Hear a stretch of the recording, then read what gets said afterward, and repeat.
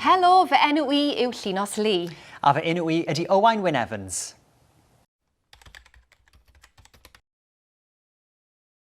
Beth am i ni siarad am feithrin perthynas amhriodol ar-lein? Mae'r rhan fwyaf o bobl yn defnyddio rhyngrwyd gyda bwriadau da. Ond yn amffodus, mae nifer fechan yn ei ddefnyddio i gysylltu â phlant mwyn mynd ati i'w camdrin yn rhywiol, naill ai ar-lein dros gamera neu drwy gwrdd â nhw'n bersonol. Meithrin perthynas amhriodol ydy'r enw ar hyn. Gallai troseddwr feithrin perthynas amhriodol a phlentyn drwy honni bod yn ffrind, yn gariad neu'n fentor i'r plentyn, neu rhywun arall sy'n mwynhau chwarae gemau. Mae'r perthnasoedd hyn yn teimlo'n real iawn i'r plentyn yn aml iawn. Mae'r bobl hyn yn defnyddio gwahanol dechnegau i ennill grym a rheolaeth. Mae'r technegau hyn yn amrywio o lwgrwobrwyo plant ag anrhegion go iawn neu rith anrhegion, canmol seboni ac ennill hyder y plentyn drwy rannu cyfrinachau. Mae bygwth rhannu delwedd amheus o berson ifanc a rhagor o bobl yn dacteg llwgrwobrwyo gyffredin. Mae troseddwyr hefyd yn gweithio ar ynysu'r plentyn wrth ddiwrthi deulu a'i ffrindiau, gan fynd ati'n fwriadol i wneud iddo deimlo mae ef sy'n ar fai.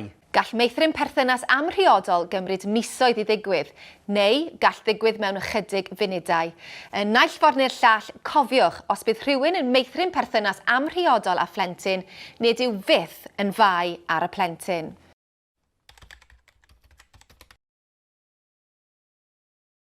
Gall plant fod yn agored i rywun feithrin perthynas amhriodol â nhw ar adegau penodol yn eu bywyd, neu pan fydden nhw'n mynd drwy gyfnodau anodd. Bydd troseddwyr yn chwilio am unrhyw arwydd o fod yn agored i niwed, naill ai'n emosiynol neu'n gorfforol.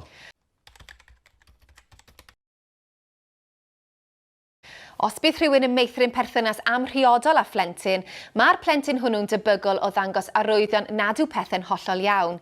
Efallai y bydd yn mynd i'w gragen yn anhapus ac yn gyfrinachgar. Efallai y bydd yn treulio mwy o amser ar-lein ag o'r blaen ac yn cadw i weithgareddau ar-lein yn breifat iawn. Efallai bydd yn rhoi'r gorau i wneud y pethau mae'n mwynhau i gwneud fel rheol, fel cwrdd â ffrindiau.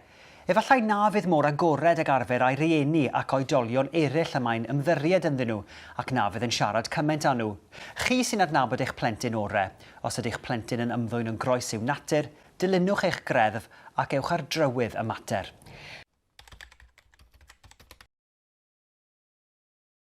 Mae nodweddion rheolaeth gan rieni yn gam hanfodol i ddiogelu eich plentyn ar-lein. Y peth gorau gallwch chi wneud i gadw eich plentyn yn ddiogel ydy trafod holl agweddau cadarnhaol a pheryglus bod ar-lein, a hynny'n reoledd ac mewn ffordd agored. Siaradwch am yr hyn rydych yn ei ddisgwyl gan berthynas iach a pharchus. Gwnewch yn siŵr bod eich plentyn yn gwybod eich bod yn ei garu ac yn ei gefnogi yn ddiamod, ac na fydd yn mynd i drwbl am ofyn am help.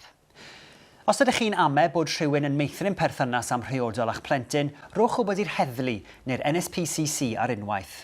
Gall plant fynegu pryderon am gamdrin rhywiol i'r siop. I gael rhagor o wybodaeth am gadw eich plentyn yn ddiogel rhag rhywun yn meithrin perthynas amhriodol ag ef a'i gamdrin yn rhywiol ar-lein, ewch i thinkyouKnow.co.uk/parents.